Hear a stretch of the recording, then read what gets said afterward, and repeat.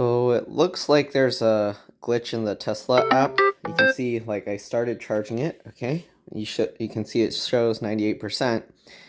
If I lower this, let me see if it does it again. Oh, actually this time it's not doing it. But the last time, oh yeah, it is doing it. You see that? I changed the charging speed or the charging limit. And then you can see the battery percentage. It thinks it's at, look at that. Why is it saying 74% now? See that? If I close the app, reopen it,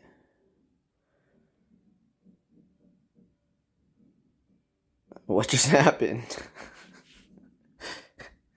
Now it shows 98% and parked. So the app is kind of weird. If I change it back to 100%, you can see it says it's charging again.